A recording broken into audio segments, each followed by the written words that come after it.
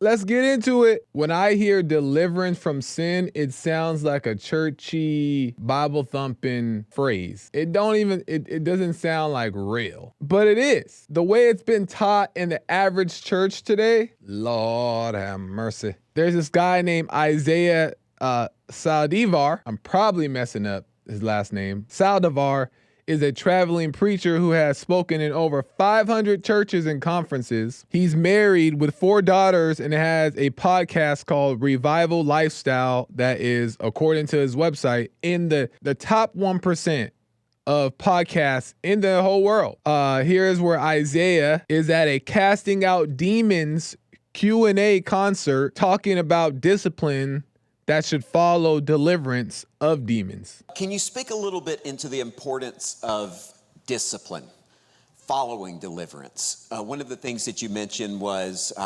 you get free, but talk about some of the issues that we see with sometimes people, especially in charismatic world. They want a quick answer, and then they go back to doing the same things that they were doing.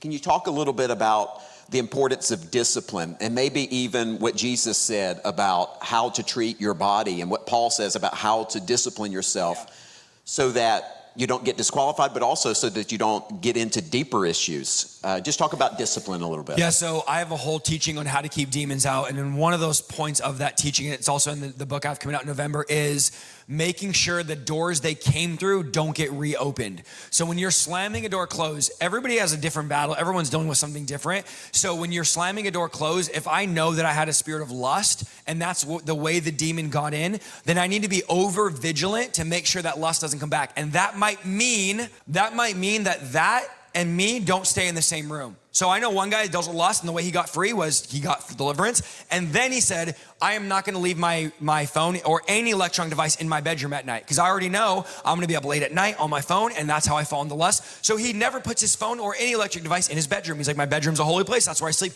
And that's what kept him from getting those demons back. I first want to say that he's not wrong about the discipline thing, and I'm going to get into that in a second. Avoiding these things is not deliverance. And I think that's where a lot of the church gets it wrong. Most people get it wrong, is that when you are avoiding these things, when you have to stay 100 feet away from the liquor store, if you have to do these things, you're not delivered. Deliverance is when God sets you free from it because of the light that has shined upon it. And you have this new understanding, this new revelation that you've grown into of what these things really mean. So that's your defense. That's your defense, this understanding. Satan only tempts us, I said this before, Satan only tempts us in our ignorance, right? He can only tempt us in things we don't know. That's why he can tempt us, because we don't have the wisdom in it. So he can just throw his punches in that way. He can only tempt us in our ignorance.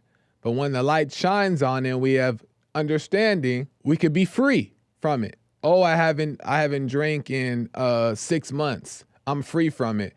But I also can't go drive by the liquor store, or I'll get triggered. If you can't drive by the liquor store, come on, let's be real. We just don't want to identify that as deliverance, because there's an actual deliverance that comes to where you can be at the liquor store and it not affects you. Here is also from Isaiah's Saldviar, same interview.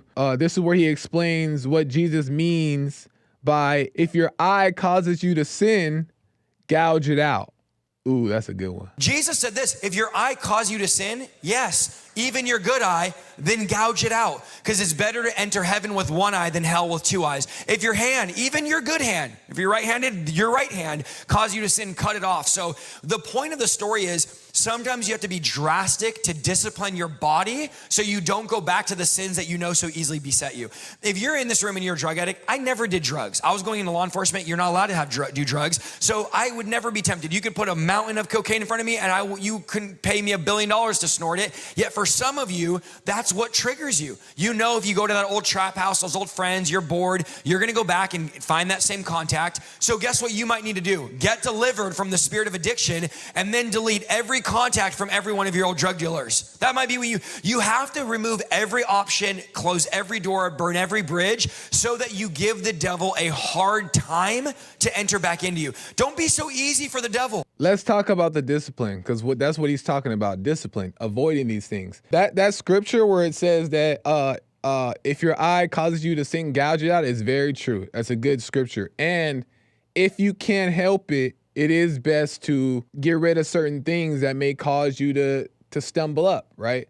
So if you're scrolling on Instagram or whatever too long and you know that you end up getting caught up in that, and then you can't end up doing what you need to do, or it alters your life in some kind of way, then just stay off of Instagram. Adjust that, or maybe delete the app, whatever you gotta do. Nothing wrong with that. But at the same time, let's be real. When you find yourself back there, or you find yourself doing it again, then now you feel crazy and you feel like you went backwards. No, you were never actually delivered from it.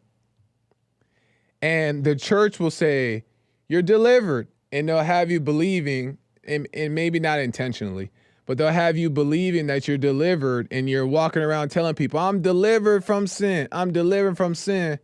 But you can't open your phone because you know it might trigger a response. That's just not deliverance. You may have good discipline, and that's good, but don't identify with deliverance. And I'm going to explain what actually deliverance is and how you can actually have deliverance. But I want to use an example that he gave that is like a real example of what deliverance looks like. Ooh, this is so good. This is so good. In that clip we just played, he said, I would never be tempted. You can put a mountain of cocaine in front of me and you couldn't pay me $1 billion to snort it. That is deliverance right there. That's what deliverance looks like. To where you can have something in front of you, you have no desire, interest to use it. That's what deliverance looks like. It no longer tempts you. That's what deliverance is like. Everything else is just you getting discipline. You learning how to stay away from it for 2 weeks. So if you can look at it and no longer have a taste for it because your mind is renewed, that's what true deliverance is. Just like he said, you could put a mountain of cocaine right in front of him and you couldn't pay him $1 billion to snort it. That's what deliverance looks like. The solution to overcoming sin, and I'm learning this in my own life. I'm still learning, and also I'm still growing. The solution in overcoming sin is that God has to draw you in. God has to take it away. He has to do it. And the only way he does it is by drawing you in with the light. And what does light do? It shines on the dark. And when the light shines on the dark, what happens? You can see. So if you can see, how could you stumble? If you can see, then you walk around. That's what it has to do, but you can't make yourself see. And this is what everybody gets wrong. This is what everybody struggles with. Realizing that we can't make ourselves see, right? Because we want to have control, and it's hard. It's hard to not want to control things. The hardest thing for people to do, which is the most simple thing to do, is to let go and trust God. Have faith. And on our behalf, he'll just start drawing us closer and closer. And then you'll look back and be like, I don't even want to snort that thing. Put it right in front of me. That's where it's at. But we got to surrender. We wrestle with these things and they stick to us and we keep doing them because we keep trying to control them and stop it and prevent it and wrestle with it. All that stuff is only digging you deeper. And that's exactly what the enemy wants you to do. He wants you to get fight. God trying to set you free. But he's right, though. Isaiah is not wrong. It's good to have that little discipline if you can help it, but that's not the salvation.